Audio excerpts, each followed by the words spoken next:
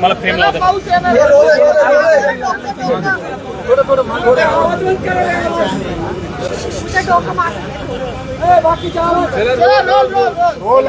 काय ठरलं सांगा सर, काय ठरलं नेमकं बैठक? बघा, ज्या ज्या लोकांनी मनोज जरांगेंना पाठिंबा द्यायला मुंबईला गेले, आमदार खासदार, त्या माणसांनी ओबीसी आरक्षणाबाबत आपली भूमिका जाहीर करावी, त्यांच्या पक्षाने जाहीर करावी. आणि दुसरा मुद्दा, महाराष्ट्र सरकारनं ओबीसी आरक्षणाला धक्का लागत नाही असं वेळोवेळी सांगितलंय, तर तो कसा धक्का लागत नाही याचं उत्तर आम्हाला येऊ घातलेल्या 2 दिवसात महाराष्ट्र सरकारनं द्यावं, असा आम्ही दुसरा ठराव मांडलेला आहे. तिसरा ठराव ॲडव्होकेट मंगेशजी ससाने मानतो. या संदर्भामध्ये गेल्या 2 ते 3 दिवसापासून मुंबईमध्ये मनोज जरांगेंचं जे आंदोलन चालू आहे आणि ओबीसी मधून आरक्षण देण्याची मागणी त्यांची होतीये आणि त्यांना पाठिंबा द्यायला सर्व पक्षीय आमदार खासदार तिथं उघडपणे भूमिका घेतात आहे. तर कुठंतरी ओबीसी समाजाला इथं आम्हाला एक असुरक्षिततेची भावना निर्माण झालेली आहे आणि आता आम्हाला वाटतं की आमचं आरक्षण एकतर त्या कुणबी दाखल्यांमुळे आधीच घरघर लागलेली आहे आणि आता परत शेवटचं जर असा काही JR आला, काय आलं आणि मग आमचं आरक्षण संपतंयच का काय, तर कुठंतरी असुरक्षिततेची भावना आहे. आणि त्यासाठी आम्ही इथं पुण्यामध्ये समस्त ओबीसी समाजातले प्रत्येक घटकातले, प्रत्येक जात समूहातले प्रमुख, त्याच्यानंतर कार्यकर्ते, त्यांच्या सगळ्या जातीच्या संघटनांचे अध्यक्ष इथं आम्ही आज बैठक घेतली. आम्ही 2 ते 3 तास चर्चा केली आणि या माध्यमातून आम्ही या संदर्भामध्ये महाराष्ट्रातल्या तालुक्यातून ओबीसी एकीकरणाची, ओबीसीची संघर्ष यात्रा आम्ही चालू करण्याचं आज आमचं ठरलेलं आहे. आता या संदर्भामध्ये आमचे वरिष्ठ मार्गदर्शक, मग भुजबळ साहेब असतील, प्रकाश अण्णा शेंडगे असतील, पडळकर साहेब असतील आणि इतर पण आमच्या काही संघटना आहेत, काय आमचे बांधव आहेत, यांच्याशी चर्चा करून आम्ही या संघर्ष यात्रेसंदर्भामधले 2 दिवसामध्ये आम्ही तो कुठनं सुरुवात करायची, कोणत्या तारखेला सुरुवात करायची, या संदर्भामध्ये आम्ही तो रूट ठरवू, आम्ही ती तारीख ठरवू. तर या सगळ्या याच्यातनं ओबीसीच्या आरक्षणाचं संरक्षण करण्याची आता आम्ही हा एल्गार केलेला आहे, ही वज्रमूठ केलेली आहे. मुळामध्ये सर्व पक्षीय आमदार खासदार पक्षाचे प्रवक्ते हे जर मनोज जरांगेंना सपोर्ट करतात तर त्यांच्या मागणीला त्यांचा सपोर्ट आहे का? ओबीसी मधनं आरक्षण कसं देणार आहे? मग 10% SCBC आरक्षण हे कोणतं? मग EWS आरक्षण सोडलंय का? अनेक प्रश्न अनुत्तरित आहेत आणि महाराष्ट्र सरकार ज्या पद्धतीने बॅकफुटला जाऊन मनोज जरांगेंच्या यांना उत्तर देत नाहीये, त्यामुळं कुठंतरी गोंधळलेलं सगळं आमचा ओबीसी समाज आहे.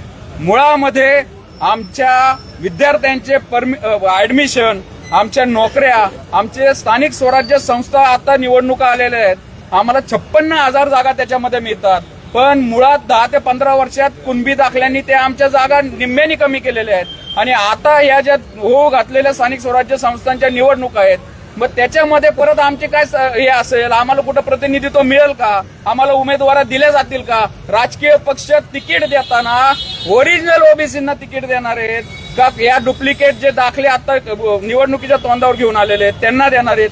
हे सगळे आमचे प्रश्न आहेत. या प्रश्नाबाबत सर्व पक्षांच्या नेत्यांनी, पक्षाच्या प्रवक्त्यांनी उघड भूमिका आणि ती पण जाहीर आणि ती पण पब्लिश करून आमच्या महाराष्ट्रासमोर, ओबीसींसमोर आणली पाहिजे. अन्यथा येणाऱ्या या स्थानिक स्वराज्य संस्थांच्या निवडणुकांमध्ये आम्ही स्पष्ट आणि रोखठोक भूमिका घेणार आहोत. या संघर्ष यात्रेच्या माध्यमातून आम्ही गावगाड्यातला अलुतेदार, बलुतेदार, मायक्रो ओबीसी आम्ही सगळ्यांची मोड बांधणार आहे आणि आम्ही तेवढीच ताकद दाखवू. सरकारला पण आमचं काय म्हणणं आहे याची दखल घ्यावी लागेल. आंदोलनाचं स्वरूप काय असणार आहे?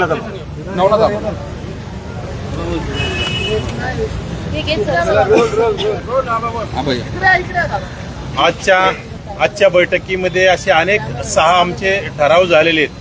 ज्या गेल्या 2 वर्षापासून ओबीसीचं राजकीय अस्तित्व संपवण्यासाठी जो सर्वच प्रस्थापित मंडळीनं डाव रचलेला आहे, ज्यामध्ये सर्वच पक्षातील शरद पवारांपासून तर एकनाथ शिंदे असतील किंवा अजित पवार असतील आणि त्यामध्ये उद्धव ठाकरेंच्या पक्षाचे सुद्धा अनेक आमदार खासदार, म्हणजे सर्वच पक्षाचे आमदार खासदार मंत्री त्या जरांगेच्या पाया पडतात आणि ओबीसी म्हणजे तुम्हाला जरांगेच्या मागणीला आमचा पाठिंबा आहे म्हणतात आणि इकडे ओबीसी मध्ये आल्यावर म्हणतात आमचा ओबीसीला बी पाठिंबा आहे.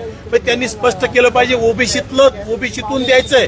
त्या ओबीसीच्या आरक्षणाला धक्का न लावता पाठिंबा दिलाय, परंतु जरांगेच्या मागणीला पाठिंबा आणि जरांगेची मागणी स्पष्ट आहे. जरांगे फक्त ओबीसीतूनच आरक्षण मागतोय, कारण आताच नुकतंच त्याला एससीबीसी मधून सुद्धा आरक्षण दिलं, त्याच्यासाठी उपसमिती सुद्धा नेमलेली आहे आणि त्यांच्या अनेक त्यांना सवलती दिलेल्या असताना सुद्धा जरांगेचा हट्ट आहे की ओबीसी मधूनच आरक्षण मिळालंय. आणि हे पूर्ण आमदार, खासदार, मंत्री त्यांना जाऊन भेटून त्यांना पाठिंबा देण्याचं काम करत असेल तर ओबीसीचं अस्तित्व धोक्यात आहे.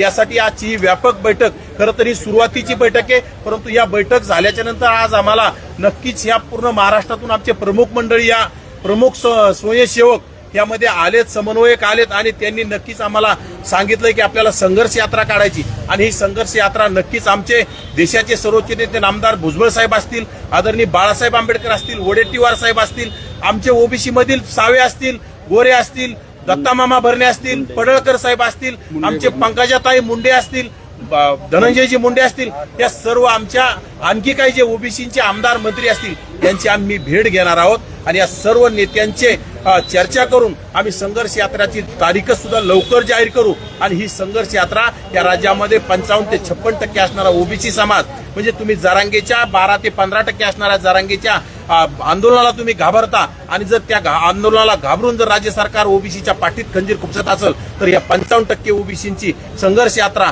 माळेगावच्या खंडोबाहून तर ती मुंबईपर्यंत जाईल आणि ती राज्य सरकारला झेपणारी नसेल. कारण आम्ही आजपर्यंत बघतोय राज्य सरकारमधले तत्कालीन मुख्यमंत्री एकनाथ शिंदे मागचे त्यांनी आम्हाला असंच ओबीसीच्या आरक्षणाला धक्का न लावता आम्ही आरक्षण देतोय, ओबीसीला कुठलाही धक्का न लावता त्यांनी आमच्या 58 ते 59 लाख बोगस कुणबी नोंदीद्वारे ओबीसीच्या पाठीत धक्का नाही बुक्का घालण्याचं काम केलंय.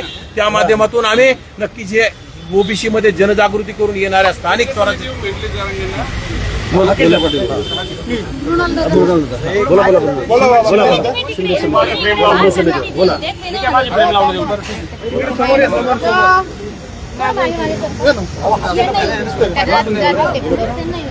बाबा काय प्रश्न होता? कुठले न्यायमूर्ती? नाही, मला खरं तर प्रश्न असा आहे, एक तर आज महाराष्ट्रामधल्या तमाम ओबीसी नेते कार्यकर्ते या सगळ्यांनी आज येऊन एक ठरवलेलं आहे या पुण्याच्या पुण्यभूमीमध्ये की मनोज जरांगे याचं जे बेकायदा आणि घटनाबाह्य आरक्षण आहे, जी मागणी आहे, जे आंदोलन चाललंय त्याला तोडीस तोड उत्तर द्यायला हा ओबीसी महाराष्ट्रातला सक्षम आहे. आणि आता संघर्ष यात्रेच्या माध्यमातून आम्ही त्याला ते उत्तर देऊच.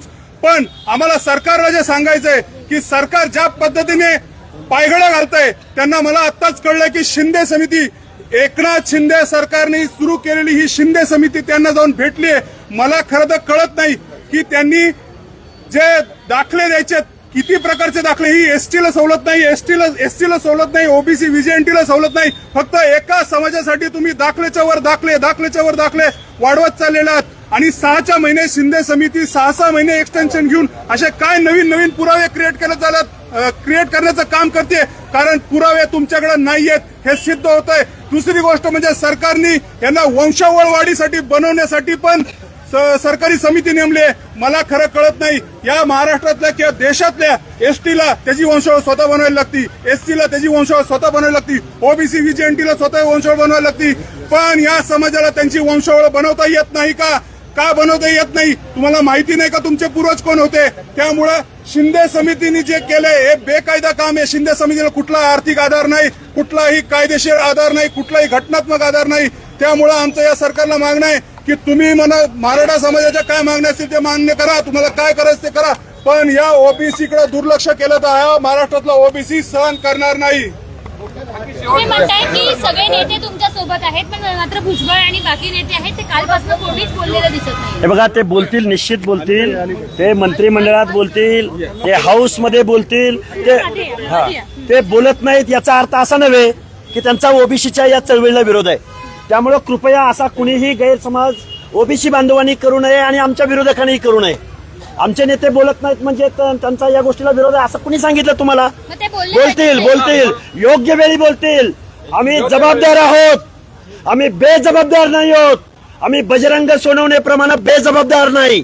आमची माणसं जबाबदारीने वागतायत, ते संविधानिक पदावर बसलेले आहेत, त्यांनी शपथ संविधानाची घेतली. त्यामुळं कुठं बेजबाबदार वागायचं आणि कुठं जबाबदार वागायचं हे आमच्या नेत्यांना माहिती आहे. त्यामुळे जास्त काळजी करू नका, योग्य वेळी योग्य भूमिका घेतील. तुम्ही त्या सगळ्या नेत्यांशी संपर्क साधला आहे का? आजच्या बैठकीबाबत त्यांना काही सांगितलं होतं? नाही, आता आम्ही आजची जी बैठक झालेली आहे आपल्या मीडियाच्या माध्यमातून समजेलच, पण आम्ही या संदर्भामध्ये अधिकृतरित्या त्यांच्याशी संपर्क साधू. जी काय आमची चर्चा झाली त्या चर्चेचा सगळा सारांश आम्ही त्यांच्या कानावर घालू. आम्ही त्यांची भेट पण घेणार आहोत आणि ही संघर्ष यात्रा कशा पद्धतीने काढावी याचं मार्गदर्शन आम्ही नक्कीच त्यांच्याकडून घेणार आहे. कारण की त्यांच्या मदतीची आम्हाला नक्कीच गरज असणार आहे, मार्गदर्शनाची गरज असणार आहे. किती संघटना बघा आजच्या संघटना आहे, बघा संघटना, आमच्या संघटना आमच्या जातीच 400च्या पुढे आहेत. त्यामुळे जातीची संघटना बघितली तर आमच्या 400 संघटना आहेत.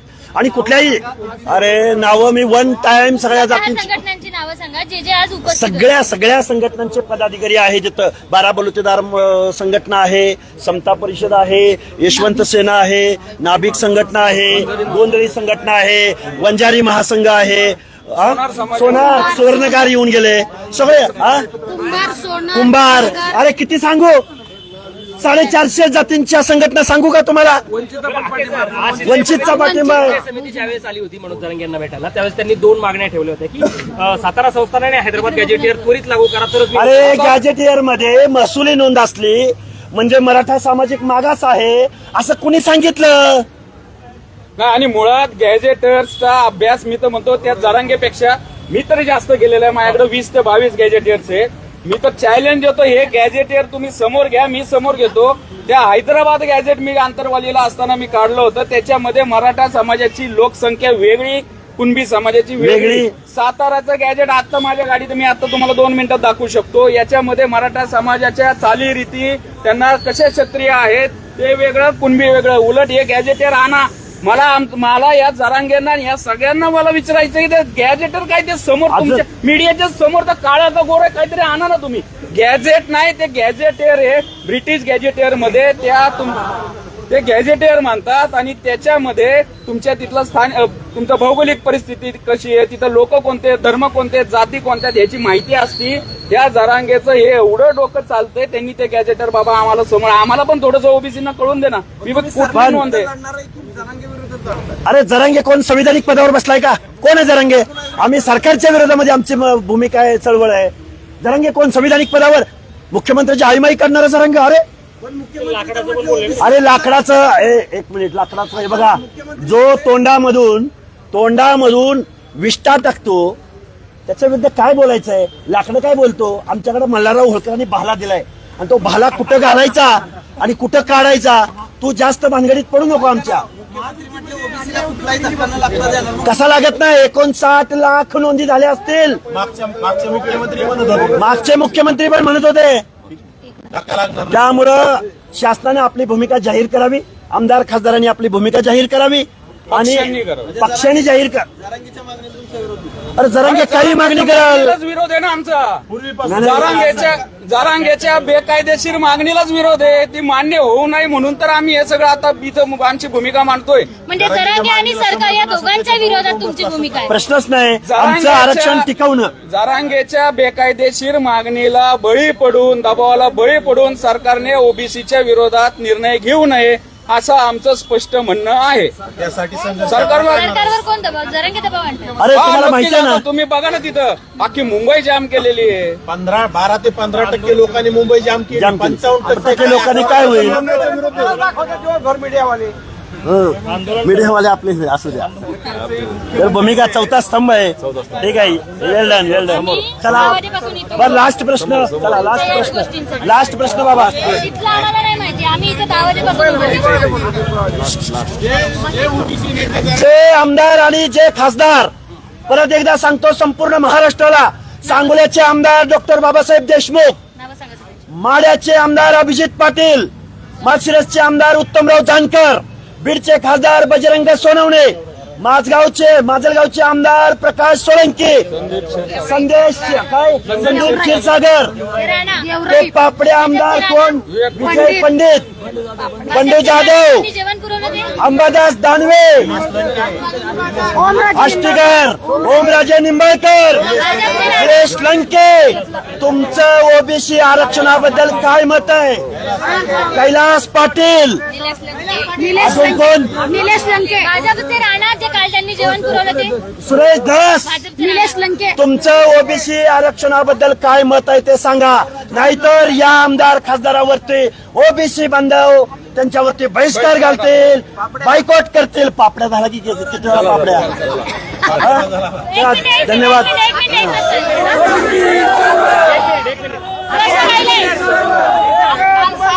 ओबीसी सर्व आणि ओबीसी सर्व हे बघा, एक लास्ट प्रश्न. सारथीला काल 150 कोटी निधी दिले. राज्याच्या मुख्यमंत्र्यांना काय इशारा देणार आहेत हे बघा, राज्याच्या मुख्यमंत्र्यांसाठी एक सवाल आहे. फक्त सभामध्ये भाषणामध्ये ओबीसी डीएनए आहे म्हणून चालणार नाही. तुम्हाला 59 लाख जर बोगस सर्टिफिकेट वाटली गेली असतील तर ओबीसीचं आरक्षण टिकलंय का तुम्ही सांगा. त्या रद्द करणार का सांगा. त्यांना तिकीट देणार नाही म्हणून इथल्या सगळ्या पक्षांनी भूमिका जाहीर करावी. आणि अजून एक आमच्या विद्यार्थ्यांचा प्रश्न आहे, जो JR आहे, गव्हर्नमेंट रेझोल्युशन आहे, जो न्याय सारथीला तोच मारतीला, तोच तारतीला तोच महाज्योतीला. आज महाज्योतीला, आज परत अजितदादा पवार या जातीवादी उपमुख्यमंत्र्यांनी सारथीला 150 कोटी रुपये दिले, पण महाज्योतीच्या पोरांना आजपर्यंत निधी दिलेला नाही. निषेध व्यक्त करतो आम्ही अजितदादा पवारांचा, जातीवादी उपमुख्यमंत्र्याचा. थँक्यू चला. थांबा एक चौकाल करा.